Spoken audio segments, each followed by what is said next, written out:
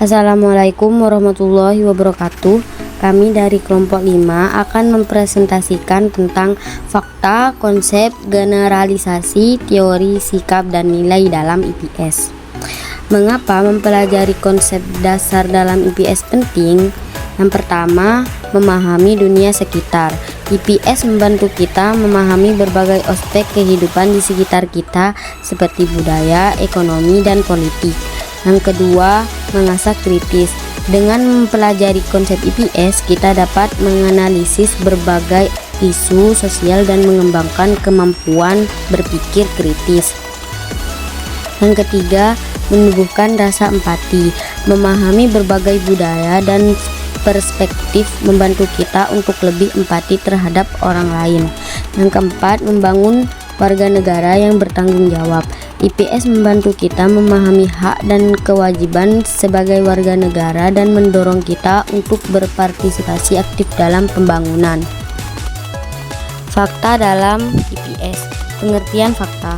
Fakta adalah kejadian atau pernyataan yang dapat diverifikasi, terdokumentasi, dan dapat dibuktikan kebenarannya.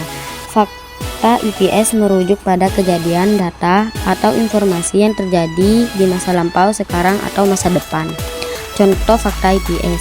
Tahun 1945 Indonesia merdeka. Gunung Merapi berada di Jawa Tengah. Jumlah penduduk Indonesia mencapai 270 juta jiwa. Konsep dalam IPS. Abstraksi dan realitas. Konsep dalam IPS adalah representasi abstrak dari realitas yang rumit. Mereka membantu kita memahami dunia secara terstruktur. Pembentukan pemahaman. Konsep IPS membantu kita mengklasifikasi informasi, menganalisis hubungan, dan menarik kesimpulan.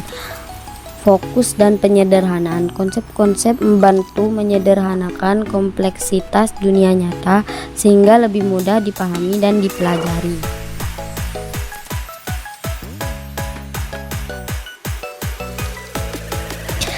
Generalisasi dalam IPS.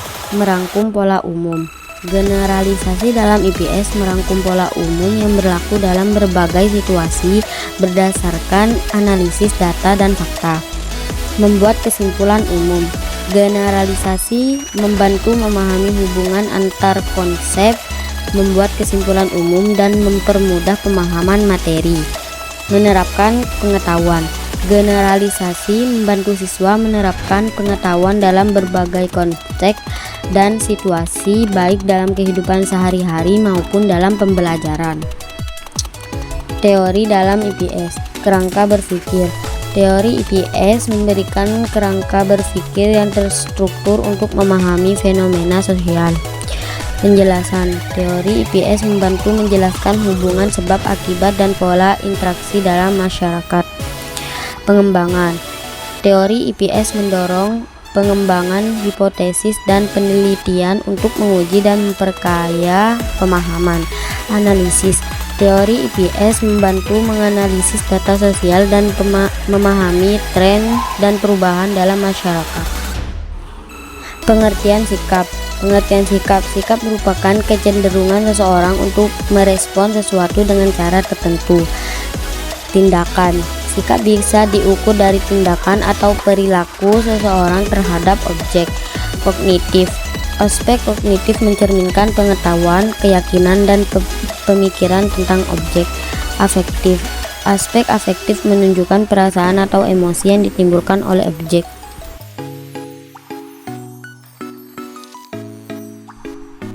Pengertian nilai.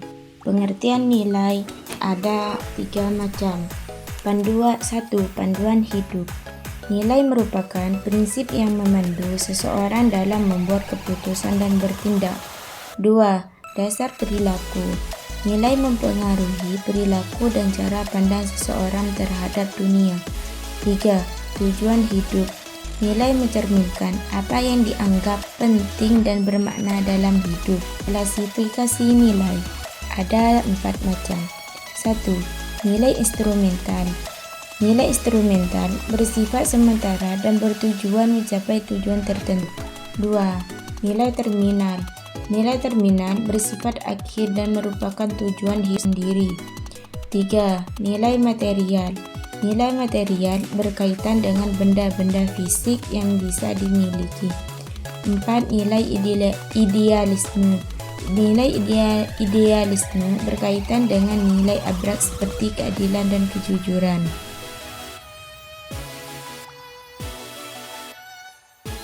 Peranan sikap dan nilai dalam kehidupan yaitu ada 3.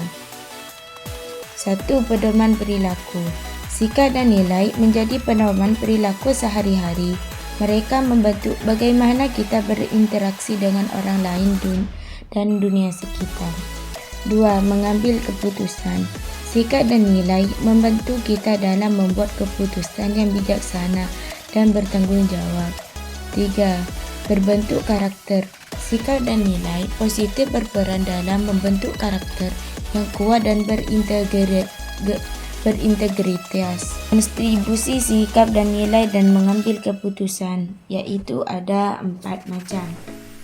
1. Landasan moral. Sikap dan nilai membentuk landasan moral seseorang dalam menentukan pilihan.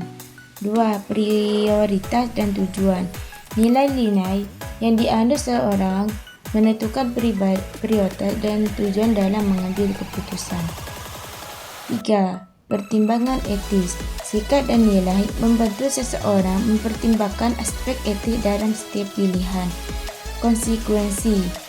Sikap dan nilai membantu mempertimbangkan konsekuensi jangka panjang dari keputusan. Pengembangan sikap dan nilai positif melalui pembelajaran IPS yaitu ada 3 macam. 1. Pembiasaan. Menanam nilai positif melalui kebiasaan. 2. Motivasi. Membangun motivasi internal untuk bersikap positif. 3. Keterlibatan melibat siswa dalam aktif dan positif. Tantangan dalam mengimplementasikan sikap dan nilai dalam IPS. Keterbatasan waktu. Kurikulum IPS yang padat sering kali membuat guru sulit itu untuk menanamkan nilai dan sikap secara mendalam. Mereka harus berfokus pada materi akademis sehingga waktu untuk membahas nilai dan sikap menjadi terbatas. Kurangnya dukungan dari pihak sekolah, orang tua atau masyarakat dalam menanam sikap dan nilai. Pengadaan IPS terkadang kurang optimal. Hal ini dapat menyebabkan kurangnya konsistensi dalam upaya untuk karakter siswa. Kesimpulan dan refleksi.